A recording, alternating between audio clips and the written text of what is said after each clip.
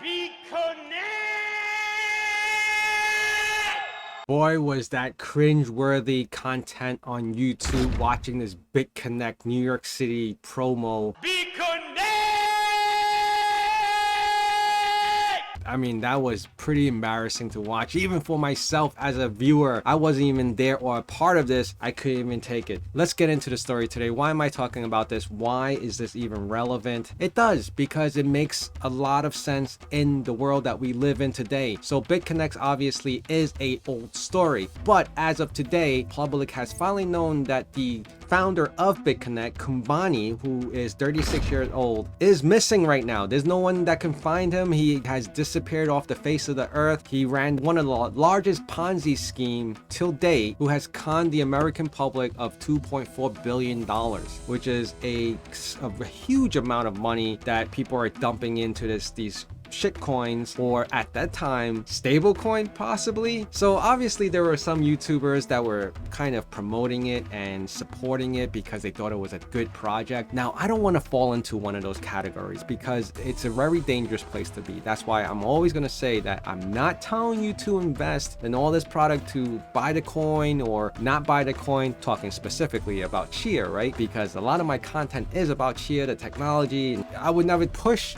or promote a coin to that level of any projects, NFTs, or whatever. So the point is, why am I talking about this? It's what I wanted to kind of prove. Some comments came in on my last video saying that just in general, right? They have a company, they formed a company, they got guys in suit and ties. That doesn't mean anything. Any scam artist can come in all types, shapes, and sizes now. There's no way you can tell. It could be a very attractive female. It can be a handicapped person. You just can't tell where these scams are coming from. And unfortunately, some of us don't have the ability to determine, oh, this is a scam or this is not. I've known people personally, their Instagram has been hacked. And then I found out later that our mutual friend fell for that scam because the account was hacked and they just never, they weren't able to advertise it back out, quickly, or it was just a acquaintance that was friended and they see like, oh my goodness, this guy won all this Bitcoin or invested with this person and gained this much. So these scams are always out there. What is my point of today and why am I talking about this, and how did the BitConnect story come about? Well, it's because obviously, like I said, Kumbhani has disappeared from the face of the earth and they're trying to find him. He's facing 70 years of imprisonment because of this elaborate scheme. I wanted to show you something really quick, and it may not even have relevance, but what I wanted to point out is that when they shill a coin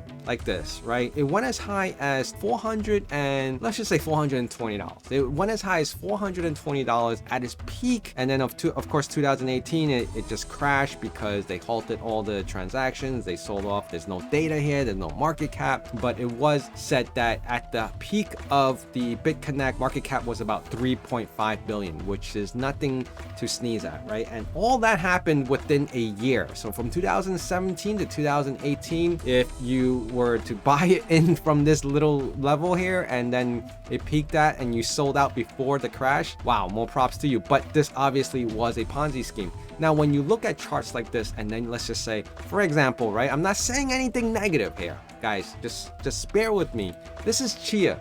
This is Chia's graph on CoinMarketCap. You see the peak, you see the drop. What does that tell you? Did people just sell off and it's been sold off and no one's buying back in the coin? I'm not saying it, guys. I'm really not saying it. But let's get back to BitConnect. It is an insane time right now that there's a lot of scams going on. Even though the BitConnect scam stopped in 2018, it took almost 4 to going on to 5 years later for the founder to be guilty and locked up for 70 years. Like, what the hell was happening in between that 4 to 5 years? Obviously there's a trial and there had to be proof, and obviously they're doing the work, but during that whole time, wouldn't he be under surveillance for such a high crime because it's one of like the top 5 most expensive Ponzi schemes that ever took place in the world of crypto? Now that's just my opinion, and of course these are just stories that I like to bring to your attention because it is relevant. It's relevant because it has to do with the entire crypto space. There's some times when you have to go with your gut instinct. Is this a scam? Like I said before, a lot of crypto projects are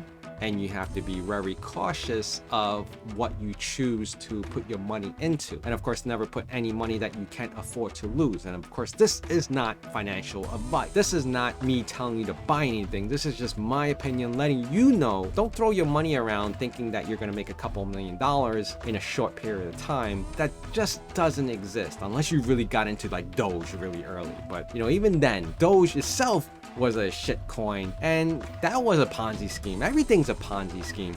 But of course, Doge still has a value to it. This was more with BitConnect. The founder, as of current news, is facing 70 years. He is on the run. He's somewhere in India on this undisclosed location. Will he ever be found? No one knows. But what they should really do is put a bounty on this guy and give a reward or something. Put some incentives for someone to actually rat him out. If he has any type of money on him, or he has associates that can funnel money to him, I'm sure he's gonna pay off people well if they discover who he is, right? I'm just saying. And if they have no incentives of actually ratting him out, then why should they? If they're getting money from him, or he's feeding them, or he gave them a lump sum to shut their mouth, right? That's pretty much my take on things today. I want to thank you guys for being here. Please remember to hit that like, comment, and subscribe if you're new to the channel, and I'll see you guys again soon. Bye.